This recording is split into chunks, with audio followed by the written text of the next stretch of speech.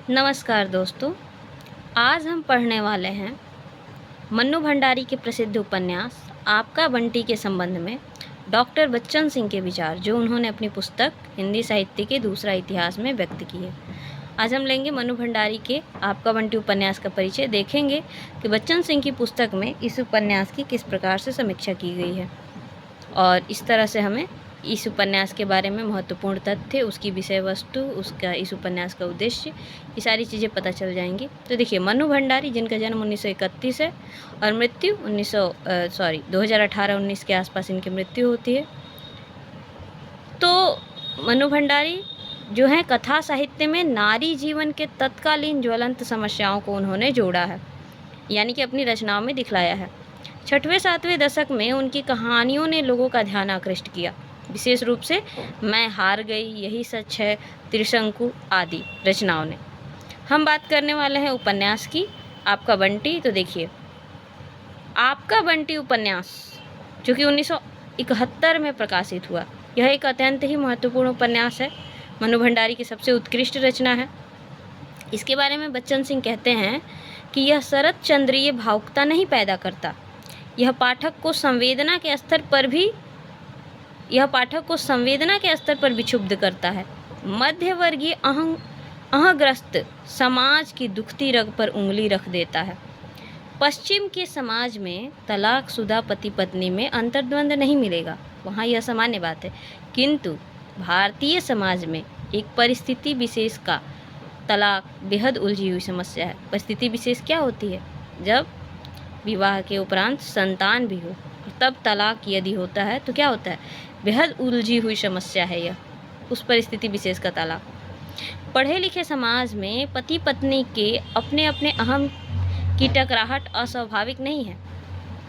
पढ़े लिखे समाज में पति पत्नी के बीच अहं का टकराव होता है, ये कोई अस्वाभाविक बात नहीं है।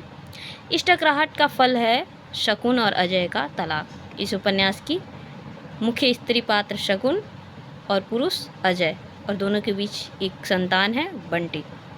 तो इस टकराहट का फल ही है, किस चीज़ की टकराहट? अहम का टकराहट का फल है शकुन और अजय का तलाक।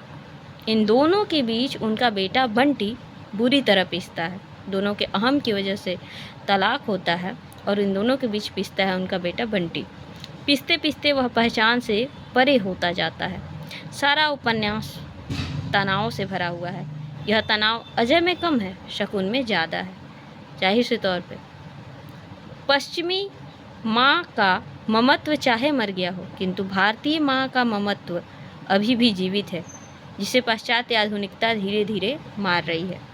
यद्यपि शकुन पढ़ी लिखी स्त्री है या आधुनिक स्त्री है, लेकिन उसके ममत्व, उसका द्वंद्व यहाँ नज़र आता है। तीनों पात्रों में शकुन 3 स्तरों पर जीती है, माँ के स्तर पर, स्त्री के स्तर पर और अपने जिंदगी जीने के स्तर पर। माँ के स्तर पर जीवन अत्यधिक घनीभूत हो उठता है। लेखिका स्वयं स्त्री और माँ है, जाहिर सी बात है, यह उपन्यास भी एक स्त्री के द्वारा लिखा गया है, एक माँ के द्वारा लिखा गया है। यहाँ पर उसके स्त्री जीवन और उसके ममत्व, शकुन के ममत्व का भी यहाँ पर चित्रण है। लेखिका स्वयं स्त्री और माँ है।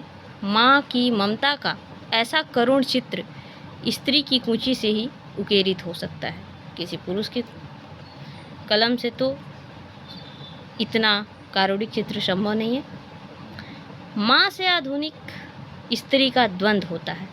शकुन माँ भी है, शकुन एक आधुनिक स्त्री भी है जो अपना स्वतंत्र व्यक्तित्व रखती है, लेकिन माँ से एक आधुनिक स्त्री का द्वंद्व होता है। स्नेहमयी माँ अजय से बदला लेने के लिए, उसे टॉर्चर करने के लिए बंटी को हथियार की तरह इस्तेमाल करती है। यही काम अजय भी करता है। टुकड़ों में बटी हुई शकुन की ज़िंदगी टुकड़ों में ही जीती है। कुंठाग्रस्त शकुन अपनी ज़िंदगी नहीं जी पाती। इस उपन्यास का केंद्रीय पात्र बंटी ही है, क्योंकि माता पिता के तलाक के बीच फंसता कौन है? अपने अस्तित्व संकट सबसे ज़्यादा किसके ऊपर मंडराता है? बंटी के ऊपर। इस उपन्यास का केंद्रीय पात्र बंटी ही है। बंटी की व्यथा पूर्ण कथा के लिए शब्द छोटे पड़ जाते हैं, इसलिए लेखिका ने मौन का सहारा लिया है। इस प्रकार की स्थिति में बंटी की नियति यही हो सकती है, हॉस्टल में निर्वासन। अंततः उपन्यास के अंत में क्या होता है? बंटी को उसका पिता हॉस्टल छोड़ आता है। तलाक न होने पर भी यदि पति पत्नी में तनाव बना रहता तो भी बंटी वहीं पहुंचता जहां तलाक के बाद पहुंचा है। वास्तव में यह परिवार और स्त्री की जटिल समस्या का उपन्यास है, जो समाधान नहीं प्रश्न उठाता है, और प्रश्न भी कई स्तरों पर उठाता है।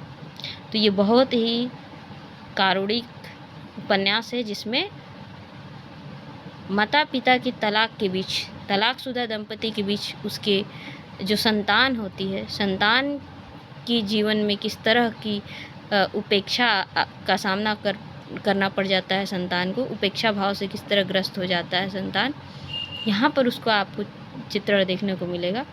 यह उपन्यास विभिन्न प्रतियोगी परीक्षाओं में लगा हुआ है। आगे हम इसके अगले उपन्यास में अगले वीडियो में हम इस उपन्यास का सारांश भी देखेंगे। धन्यवाद।